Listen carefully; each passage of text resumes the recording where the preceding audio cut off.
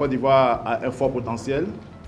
L'État s'est engagé à mettre en place le programme Côte d'Ivoire solidaire en vue de pouvoir créer des emplois à l'horizon 2030. C'est un gros défi et tous nous savons que les technologies de l'information et de la communication sont un vecteur important de création d'emplois.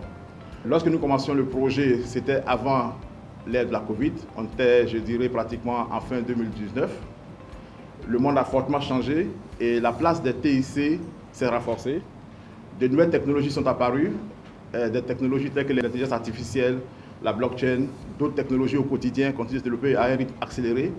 Et ensemble, acteurs du privé, du public, multinationales, secteur des startups, entreprises de formation, d'accompagnement, de financement, tous, nous devons nous rapprocher dans le cadre d'une plateforme d'innovation ouverte, de Open Innovation, comme on le dit en anglais, pouvoir collaborer à mettre en place une structure qui sera la propriété des acteurs.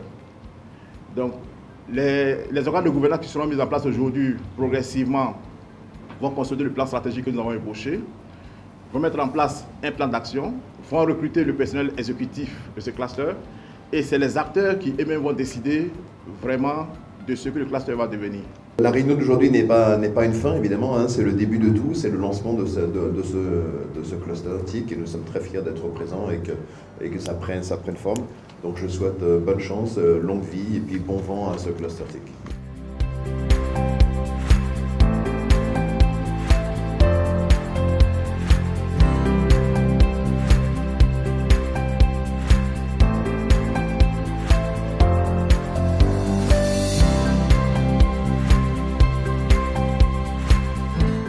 C'est avec beaucoup de bonheur que nous avons participé aux travaux de l'Assemblée générale du cluster TIC Côte d'Ivoire, organisée par l'initiative de Côte d'Ivoire PME, avec le financement de la GIZ.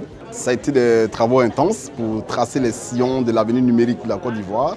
Et au vu des participants de qualité et de quantité que nous avons vus aujourd'hui, je pense qu'il y a de l'espoir, il y a de l'action et il y a vraiment de la matière à travailler. Nous avons été élus membres de la commission recherche et développement dans le conseil d'administration, mais c'est une première étape et je sais qu'avec l'apport des uns et des autres, nous allons aller très loin dans les éléments qui ont été présentés. Nous invitons toutes les entreprises dans le domaine du numérique à rejoindre le cluster TIC parce que c'est vraiment une fêtière. Un sens de l'engagement a été fait pour tracer les sillons du numérique en Côte d'Ivoire. L'économie numérique en Côte d'Ivoire sera promue et je pense que nous allons créer de la richesse. À l'image de ce qu'on a vu aujourd'hui, je pense que c'est véritablement le lancement aujourd'hui. Avec la participation qu'il y a eu, les débats qu'il y a eu, je pense que le cluster est appelé à grandir très rapidement, compte tenu du fait que le numérique aujourd'hui, c'est une donnée présente dans nos vies, à titre individuel, au niveau des entreprises, au niveau de l'État. Donc c'est vraiment un très bon projet. Je préjuge de ce que dans 1 an, 2 ans, l'association prendra beaucoup plus d'ampleur, avec beaucoup plus de monde et avec beaucoup plus de projets à réaliser. Les statuts ont été adoptés à l'unanimité, à quelques exceptions près. Et puis les premiers membres, les 20 premiers membres du conseil d'administration ont également été désignés. Donc la prochaine étape, ce serait une première réunion du conseil d'administration, pour plancher sur les questions concernant notamment les droits d'adhésion, les cotisations. Et puis à partir de là, désigner également le président de cette association-là pour qu'elle commence véritablement à fonctionner. Agence Côte d'Ivoire PME, accompagner l'avenir.